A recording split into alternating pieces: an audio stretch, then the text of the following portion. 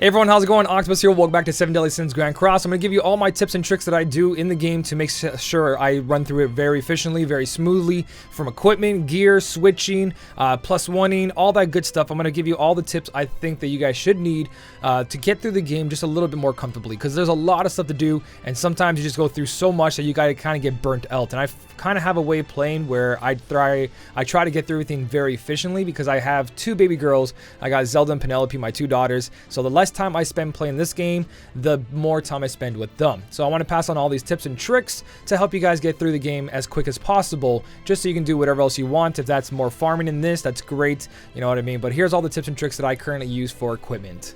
Alright, so trick number one is pretty much just switching between your heroes and switching between the gear. It takes forever. So if you ever have a team where you're going to go into PvP and then you have to go do a raid boss and then you have to go to farming and you only have 4 sets of gear, this is only for now until later on every character kind of gets their own UR sets, but it's super annoying to go through that. So if I want to go to PvP right now, I'm going to pull my PvP team. And if my PvP team doesn't have the gear on, I have to switch all that. And you have to go into each unit, hold down this button here, or at least that's what I did in the starting. Go to equipment, and then back out, go all the way back, and do it again. But there's actually a very simple way of doing this. So once I take the equipment, I go to exchange equipment, and you choose the hero that has equipment you're wearing. So my Bond currently has it because he's in a farming team. I switch it over to Escanor, who's on my PvP team, and then I click on change hero, and I locate who my next PvP unit is, which my team is Blue King, Gother, and Escanor. So I'm gonna go check if Escanor, I'm sorry, Escanor, if Gother has a set. If he does, good. If he doesn't, exchange unit, and then push change hero again, and then go to Blue King, make sure he has it, and then go to my 4-slot hero, which is Merlin. And if she doesn't have any gear, all right, let me go find the gear. It's Hauser. He was on my farming team. Boom, exchange. Instead of going through each one individually, use that change button and that exchange equipment button. That helps with so much when it comes to like switching between PvP, raiding, and farming. Just because you don't have a gear set for everybody, that takes up so much time. Especially when you get invited to a raid match and you go into the raid match and then they just kick you because you're taking too long to switch gear. It's happened. It's happened. That's how I kind of learned this. So that's tip number one. Alright, so the next step I want to give you is working on your equipment. There's a very fast way to go through the inventory if you guys are not aware of this. Some of the stuff might be very basic, but when I was new, I didn't know about all this, and looking at the menu, I was like, oh, there's so much stuff going on. So the first one is, this is your inventory. You know, this is all the equipment you have here that you got from quest that's not equipped to a character. But if you click equipped, pretty straightforward, you get all the gear that's equipped. Now, this is really important when trying to level up gear or looking between all the gear you currently have to see, okay, I want to choose this, I want to keep that. You can click on equipped, and let's say you're working on a brand new, I got a belt over here that I'm working on. I want to look at the stats of that belt compared to something I have equipped. I click on someone's belt. While I clicked on equipped, it'll show me only the belts that I have equipped, and I'll go through each one to see if the stats are different. That helps a lot. But what I mainly use this for is for stuff that I'm working on currently to level up. So here's a tip to save you gold when leveling up this very expensive gear. So this currently is at +5, 3-star. I can awaken this gear right over here.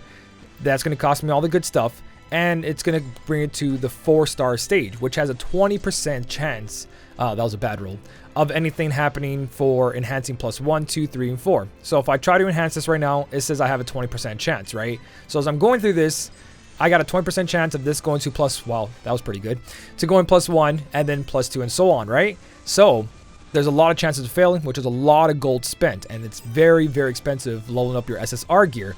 But they have this little fail gauge here that if you hit the top, you can use that to fully get to the next step, which is +2 in this case. So once this gear hits into the zone where it says, oh, you failed so many times, here's a freebie, use this to do it right away. I don't use it on this gear. I use it on gear that I already was leveling. So in this case, I'm going to click on equipped, and I know that Escanor right now has a neck piece that isn't fully maxed out, and that's because this only has a 10% chance of succeeding.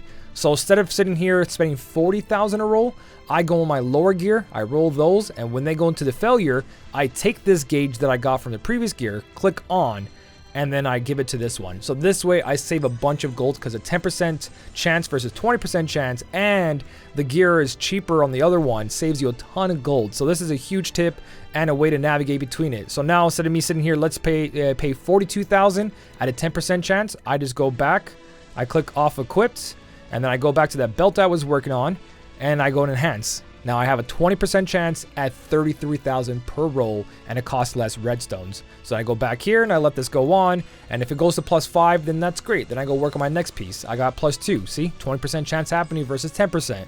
So it's a lot more efficient to do this way. So if this does fail over and over and over again, at least it didn't cost you as much as the higher gear did. So that's a huge tip right there to save you gold, and a quick way to go between the menu. But if you weren't going between something that wasn't equipped and is equipped, you either stay on this menu and work on both of them, just click on the piece you want to work on, or if both of the pieces are in here, then you can just work at them side by side. So let's say I was leveling up this one to +4, all that stuff, and it failed, then my next piece is over here that I want to transfer, just go right over here. So a very fast way to organize your inventory while also saving a bunch of gold going between all of it. I think this part right here is what let me have as much gold as I do, not just from the farming, but how much I save from all that gold being thrown into this gear. It's a lot of gold. So while we're in the menu of equipment, let me give you guys a tip that you probably didn't know of, and I didn't know in the starting either, and I spent a lot of time farming. So rare gear is pretty much, rare and below is pretty much what you guys want to be equipping on the right side, because it takes so long to get all this SSR. Like, I've been day one player farming efficiently since day one, and only recently I got a full set for most of my characters. So the efficient way of doing this is that you don't have to farm rare gear over and over again. The rare gear, as soon as you get a piece you like, you click on it and you click change stats over here. So when you're rolling, you're looking for one that's fully maxed out. Now when it comes to rare gear and only like a 9 difference on some of these things, I really didn't care. But sometimes you get some rare piece that is really bad. Like, let's say this neck piece over here, or earrings. This has, oops, I don't want to enhance it. This has like the lowest roll probably. Yeah, so something like that I wouldn't want to keep. But let's say you didn't want to farm the stage over and over again because your stamina is better spent on half energy events, and that's very true. And you don't have a half energy event going for equipment right now. You can click on this and just re-roll the stat for 6,000 gold. Now this isn't the best thing for your gold, but rare gear and below can use gold to re-roll the stat. So 61 out of 70 for your defense, that's totally fine. You know what I mean? But that is something you can do just if you have a bad roll and you didn't know you could switch that around. That is there for you to switch as much as you want. Let me see if I can get something higher than 1,200 there. Cost me a little bit of gold. I went to 1,353. Now this is almost a perfect piece. I got myself a little bit more CC, a little bit more chance of surviving a couple of hits. Now don't work on gold gear. Gold gear is something you don't want to touch. That's just pure fodder. You salvage this, you make it +1, and you salvage it. Do never touch SR gear. It's just not worth it. Now you can do the same thing with the stats themselves down below. So if you were trying to chase like something like this where everything's above 2%, you don't have to roll each of these over and over again. And this is where you save time. And this is also why the right side of your gear is worked on as rare or lower, because the stats are lower than main stats, but these are easier to get. So if you can get a full 15% off this piece, it's really good and only costs gold. But instead of sitting here and just pushing 10,000 over and over again, you actually have an automated system over here that allows you to choose what you're trying to hunt for. So if I was trying to make a lifesteal setup, I'd click on lifesteal, and if I wanted this to be 2.5 or higher, or whatever lifesteal is, it's not the same thing. If I wanted this to be 4% or higher, I can click on that. Don't click on anvils, click on gold. Take away anvils for rare gear. It's a big no. And then click on no restrictions. You know what I mean? Just let it keep playing over and over again until you get that set desired. And when you push repeat change, you can walk away, do your own thing. And when you come back, it'll stop exactly where you wanted, which is the minimum of what you want. When I put 4% or higher. That way you don't have to sit here and do this all day over and over again. That'll save you just personal time of playing the game and staring at it and pushing one button repeatedly. There's an automatic system for that. Alright, so another big tip is how to get a bunch of blue awakening stones. And this is like the most efficient thing to do with your inventory. So you guys all aware of the salvage event we had not too long ago, where when we went to go salvage our equipment, we had a higher chance of getting better stones. So if you had a lot of SSR gear, SR gear, and you +1 did, there was a high chance of getting a lot of the better stones. And that's how a lot of us got our equipment fully to SSR. But that event's not here anymore, and some people just want to save their equipment. But you only have a certain amount of inventory slots to save equipment in, and also cost diamonds to increase that storage. So the best thing I do, you have an extra storage that you're probably not aware of, that you can put all the SSR gear and save it for that salvage event. If you're new to the game, I wouldn't really do that, because you do have to equip your characters with gear, and you do have to increase that gear. So saving all that wouldn't be the most efficient thing as a new player. But as you go along, you don't need to rush it as much. You don't have to go hit the highest CC cap right away. If you want to be very, very efficient, you can make sure you save your SSR gear. Or let's say you want to farm overnight and you have some gear that's just locked up for afterwards. Every single character here is an inventory slot. So when you go into the characters and you saw I had 185 for my inventory, you can actually just equip every character with a piece of gear that is just sitting in your inventory and leave it on that character. And then when it's time to remove it or switch it to a future character because you're going to level it up, you just click on it and then you remove all the equipment on the character that you did. So you can give each character a full set instead of just keeping in your inventory, so that way when it comes to half energy event, you can farm the equipment. When it comes to storing SSR gear for the salvage event, or just future of just plus one in all your gear and putting it in, you can do that as well too.